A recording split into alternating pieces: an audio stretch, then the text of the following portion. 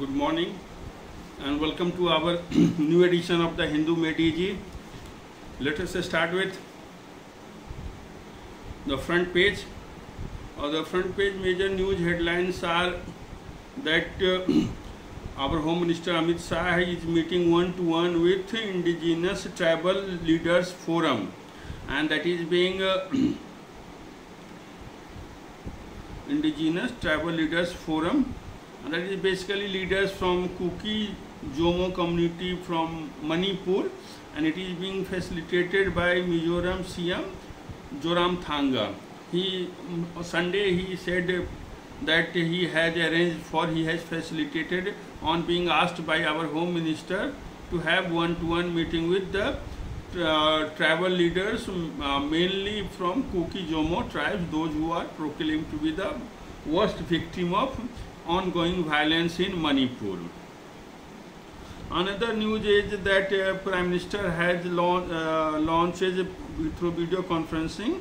There is a scheme of Government of India, Amrit Bharat stations, that on the occasion of India's completing 75 years of independence, 508 stations all over India, in every division they have bifurcated it. Bihar has also got so number of stations. They are being remodeled.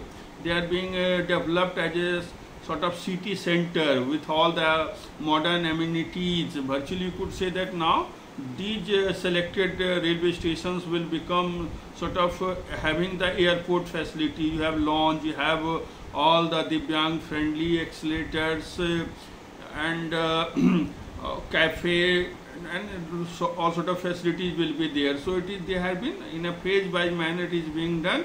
So that is known as Amrit Bharat stations. And then we have one news in bottom the front page is regarding the Gyan Vapi survey. Continues amid boycott threat by mosque panel. That Gyan Vapi mosque survey, you know that it is being done on the orders of the district judge of Varanasi. And the survey, the scientific survey is to evaluate whether this Gyan Vapi mosque, that is 17th century mosque, was built on the pre-existing Hindu temple. So it has to, through Archaeological Survey of India and Earth Sciences Department of IIT Kanpur are doing this non-invasive survey of Gyan Vapi mosque, and this it has been extended for 4 weeks now, since citing the reasons that it was stopped for some time when it was ordered by the district court due to litigation and all, and finally when Supreme Court of India gave go ahead for scientific survey of Gyan Vapi mosque by Archaeological Survey of India, then they have started it over again. There are some repercussions regarding the way and things being handled, and especially Intijamiya Masjid Committee, Anjuman Intijamiya Masjid Committee, that is the body that looks after Gyan Vapi mosque, has complained about selective media leaks through these surveys that may, because in the previously it happened. So they say that no, it should be the code monitored process, and so this has happened. Now we come to our editorial section. In editorial section, two Hindu official editorial that we have is one regarding the Rahul Gandhi's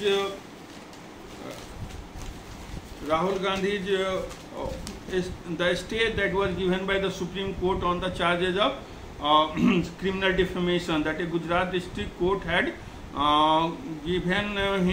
convicted him for 2-year maximum punishment under criminal defamation charges, and that was, he went for stay from Gujarat High Court, that was denied, and later on Supreme Court bench led by B.R. Gavai gave him the stay on the conviction and cited reasons for that. This maximum, the judge who gave this order had not given reasons for giving the maximum punishment in this case, criminal defamation case, and the lawyers like A.M. Singhvi, who were appearing for Rahul Gandhi, said that nobody has been convicted this maximum term of sentence ever.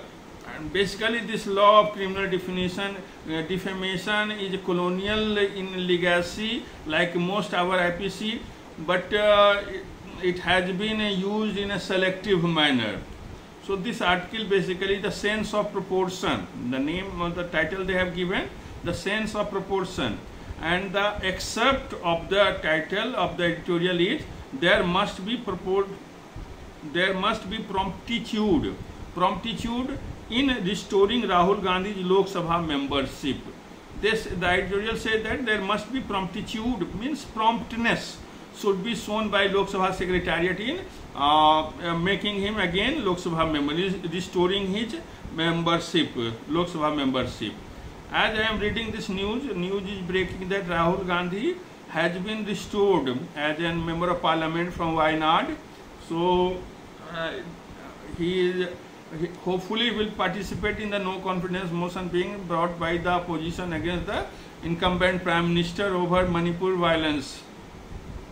Now this article goes into, basically this editorial goes into that how quickly the moment conviction was given to him, he was not given time and all, and he was quickly disqualified from the Lok Sabha, his house was taken and things like that. He did not get justice in even Gujarat High Court, and it also says that an important feature that it has written that it is a regrettable feature of judiciary, regrettable feature of judiciary these days is that one has to go all the way to the Supreme Court for justice.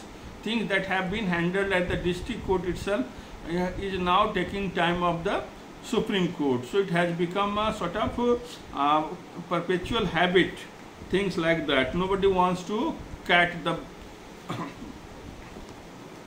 bail the cat.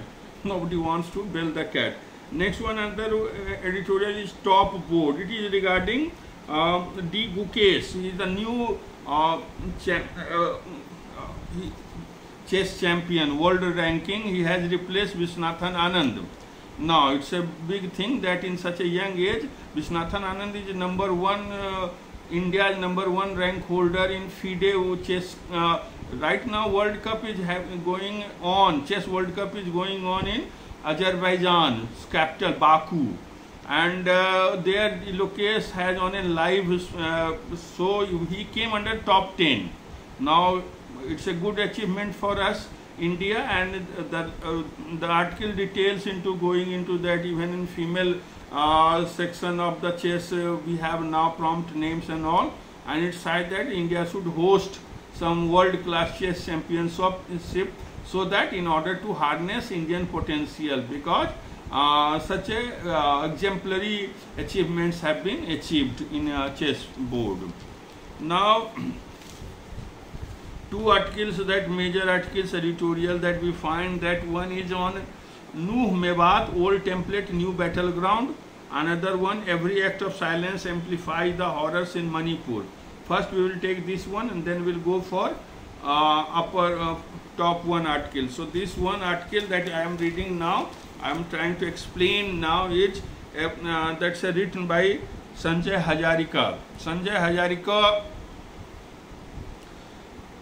Hazarika is a very respected political scientist, and his voices are considered very much reliable, non-partisan voice he is known for, and he is an authority resource person on Seven Sisters, that is our northeast. Here in this particular article on Manipur, what he says that every act of silence amplifies the horrors in Manipur. Now the thing is that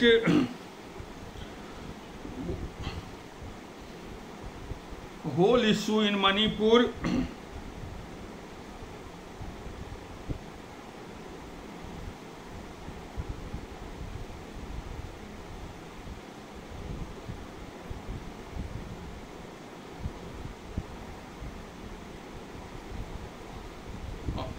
sorry for break. So this article basically goes on for the justice of Kuki-Jo, women who were stripped, paraded and harassed by, harmed by mobs and thugs have across the country. Now thing is that this article basically deals with how ordinary people have joined protest against the incident from Goa to Guwahati, because in a democracy these sort of incidents are very much, everybody, even Prime Minister said that it is we shall be ashamed of occurrence of these things to happen. And Chief Minister of Manipur had shown some sort of, he gave statements regarding that when the viral video came into forefront, he gave that 100 such incident happened, thousands of FIRs have been lodged. So this is not, you are the state, you have the responsibility for maintaining law and order. So in that cases you cannot run away from responsibility citing. Of course the issue is very much complex and very old and simmering.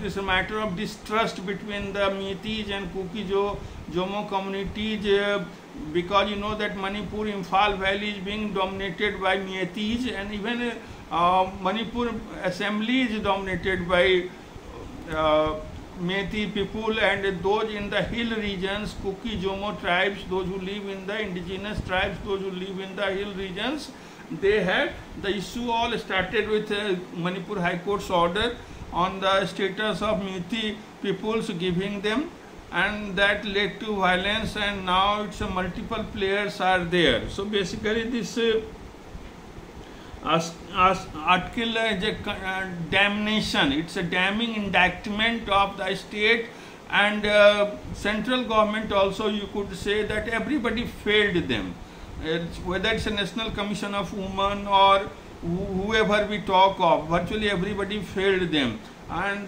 when the matter, after viral video, when the Chief Justice of India took suo motu cognizance, then FIRs were lodged and perpetrators were brought to book, and things are still not much hopeful. So this is the one of article that every act of silence amplified the horrors in Manipur. Then we have an important article on communal strife that you have seen recently in Haryana region, that is the Nuh Mewat. The title is Nuh Mewat, N-U-H, Nuh Mewat, Old Template New Battleground. It's written by Sukumar Muralidharan. Basically this tried to contextualize. This article the writer tries to contextualize the violence, recent violence in Mewat region of Haryana, and its historical connections. You know that it was known as earlier Mewat district, because Mewat is an ethnic division of the area. This region was earlier, before independence, this region was ruled by princely states of Rajasthan, like Bharatpur and other, this area fall in that territory. They were ruled by the Rajasthani princely states, and after independence, when Haryana came into existence from Punjab and Himachal, as Punjab and Himachal came out of Punjab after the linguistic division of the state post independence in the 60s, late 60s, then this region came in Haryana. And this Mewat region, that earlier it was known as district, was also district name was Mewat, but later on its name was changed to Nuh. And this the recent violence has occurred in Nuh region, and the reasons for that was that Bisundhu Parsad had a procession, Magh procession, and while it was crossing the Nuh Chowk, stone pelting happened, and then consequent violence led to arson, looting and burning of most of the minority community properties, not only in Nuh region but also in adjoining areas. It reached to Millennium City, that we call Gurugram or Gurgama. So it's reached Millennium City. Basically you see that Nuh and Gurgama are adjoining areas, and they fall in the national capital region itself. But there is a stark difference in their living standards. Nuh district is, according to Niti Aayog, one of the most underdeveloped district of India. Whereas you know that Gurgaon is a financial capital of Haryana, and not only it is one of the rising star in India after Bengaluru and Mumbai as a financial capital center, IT center, and lots of gated communities, posh malls and things like that. Upscale, you could say, upscale urban housing societies are there in Gurgaon. And so it's you will find this condition of Nuh versus Gurgaon in all over North Indian old cities, whether it's Delhi or Lucknow or Patna or Hyderabad, where you will find that old cities are predominantly Muslim dominated, and they are becoming into ghettos. That is concentration of minority folks, and flyovers and metros are bypassing them. So this Nuh is a very poverty-stricken district. But they are, the Muslims in this region has their own cultural history. They are known as Meo Muslims, M-E-O, Meo Muslims. They are known as Meo Muslims, and they are basically cow herders and peasants and farming agricultural profession they belong to. During partition movement, Gandhiji, Bapu visited areas and persuaded them to remain in India, citing that we will have no issue and we will think, and they remained here, and they are very much now Vish Hindu Parishad proclaims that in this region they have 3 Mahabharat era Saivite temples, and they want to glorify it again. And Nuh district is the only Muslim majority district of Haryana, and that is one of the regions and already poverty stricken area. They also call them New Jamtara of Haryana. The Jamtara you know very well, so they call it New Jamtara of Haryana. So this situation, this article says that Nuh Mebat old template. Template means what? Template means a model that you replicate. Instagram provides you template to make you reels. So it says that Nuh Mebat, the violence, the riots, the communal riots that occurred in Nuh Mebat region, that it has old template. The article refers to Bhagalpur riots of 1989 at the height of Ram Janmabhoomi foundation laying ceremony in Bhagalpur town, city of Bihar, on the banks of Ganga. Communal riots occurred for months, and thousands of people died. So that time the commission, that judicial commission, came out with the term called culpable amnesia. What they called it? Culpable amnesia. You know, the culpable homicide. Here it is culpable amnesia. That was, and they said that it is a plausible. This culpable homicide gives them plausible deniability that the state is not so much directly involved.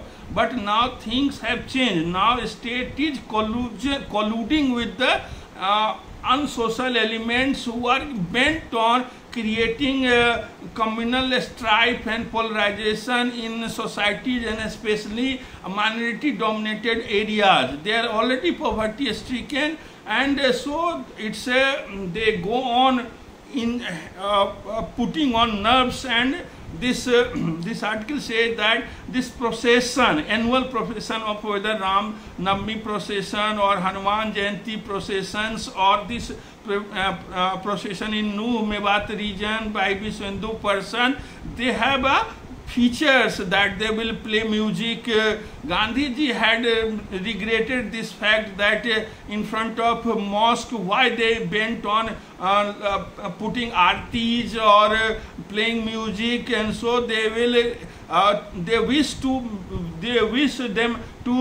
they provoke them to come out, and retaliation is very much vicious. So this they say that this is not good for democracy, and it betrays our forefathers' commitment to our minority people. because India is still second largest Muslim population country after Indonesia in the world. And after partition of two-nation theory of Qaeda-e-Azam and all, what we find that minority communities are being subjected to perennial doubts and citizenship crisis and faith of crisis. A democracy can never recover if it has such hallmarks of occurrence, communalization, polarization in the society. So this is the one article that we go for. Then we have in the text and context section, some articles are very beautiful articles that we need to discuss. One is article is India in text and context. Now we are taking is India's sugar surplus leading to a crisis. India is now world's largest producer of sugar. You know that India is largest consumer of sugar also, and since it is the largest consumer of sugar in the world, so it has to be producer of sugar also. So now the problem, recently Australia, Brazil went to the World Trade Organization citing that India is violating its rule by highly subsidizing export and domestic policies to sugarcane, thereby giving them higher share of market. India lost the case in WTO. Now the issue deals with that why this, what are the, you could say, surplus sugar crisis. Crisis of surplus sugar means we have more than what we need. So the things are there, the government has come out with. First thing is that why this is a surplus, because government has a this policy of fair and remunerative price, FRP. Okay, that is a central government mandated that this much price for per quintal of sugar cane is guaranteed by the government, that sugar mill owners have to give the farmers minimum this sort of a fair remunerative price per quintal of the sugar. So farmers are having no tension of falling prices. So as much as sugar they can grow, sugar cane, as much as sugar cane they can grow, they can get the market share of the, they can get the price for FRP prices. So now the problem is that what we'll do with the excess production of sugar. So now they have this sugar cane leads to molasses and other byproducts also, and you know that ethanol is a byproduct from the sugar cane that is being used in alcohol industry, ethyl alcohol industry, that you know that all sort of hard drinks like whiskey, rum are being made from sugar cane molasses. So ethanol has usage in chemical industries also, but new use, recent use has been ethanol blended petroleum, EBP, ethanol blended petroleum. Now it has given target that ethanol that is being produced by sugar cane will lead to blending of petroleum, thereby it reduces carbon emission also, carbon monoxide emission, greenhouse gas, that CHG gases emission it reduces, and it helps in our foreign reserves also, because crude oil import is the proportion that is now it is 5 to 10%. It has been mandated by 2030 it will be 25%.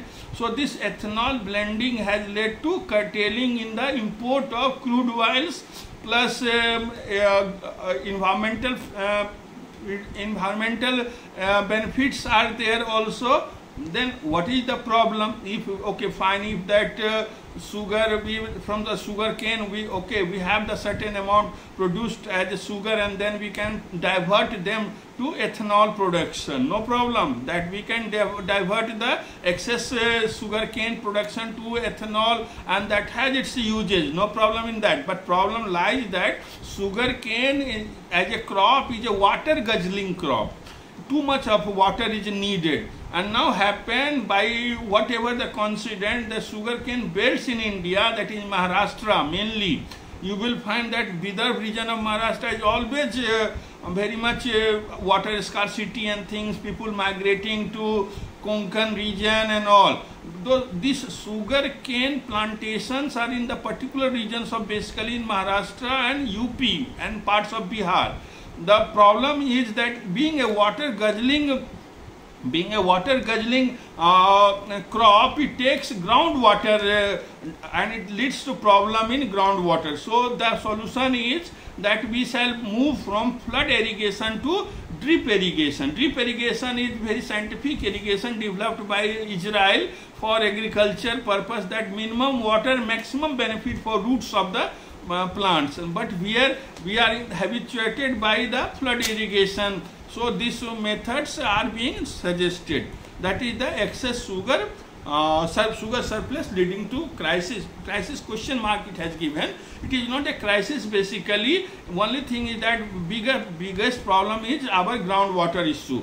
So if we shift to drip irrigation and other solar charged panels and other methods of irrigation and some developments in that field, it will be win-win situation for everybody. Then we have one article is why did Meta block Canada's access to news reports? You might be, Canada has recently brought a law that is known as, Online News Act. Online News Act. Canada has brought an Online News Act. Basically what it is. Earlier Australia brought in 2021. Australia is the first country in the world that brought an act that is known as the News Media and Digital Platforms Mandatory Bargaining Code. News Media and Digital Platforms Mandatory Bargaining Code. Basically what is this? Basically it is that that big tech, that Meta that controls Facebook, WhatsApp, Instagram, Threads and Google that controls your search engine as well as YouTube. Now these big techs are being asked that those who are local publishers should get some share of revenue that they generate from their advertising model, because these publishers are saying that they need money, they need resources to publish news. Now since it is being published in your platform, you must pay something in compensation. In Australia, when it was in the litigation process, not in the litigation, when it was in the process of being promulgated from the parliament, Meta had discontinued all Australian news content from its platforms. Likewise, it has done in Canada now. That Canada has come out with this policy that you have to compensate the local publishers for the content that is being driven by big tech giants. Now in Canada also Meta has switched off all the local contents and links to the local newspapers. Now see things how it is involved, how it evolves. Because see the laws on this is a big issue. All over the world it is a big issue. US also has drafted a law on that. There should be some mechanism that local publishers should be paid by the big tech giants, because they earn money from the giving places and all, and they say that it is a wrong premise and things like that. But it is not applicable in US right now. It is only in Australia it is now applicable, where it has been made that minimum this sort of amount you have to pay annually to local registered publishers. Canada, you know that they have been switched off by the Meta and Google for their local contents. They cannot access now. Now India is also in the process of making the law, but it has not come out any concrete form. We will see this follow, that how this bonhomie harmony between big tech giants like Meta and Google goes with the local publishers. They have genuine concern about, because they invest a lot of money resources to generate the news content. Now one more article we will discuss quickly. This is regarding the Elon Musk Starlink.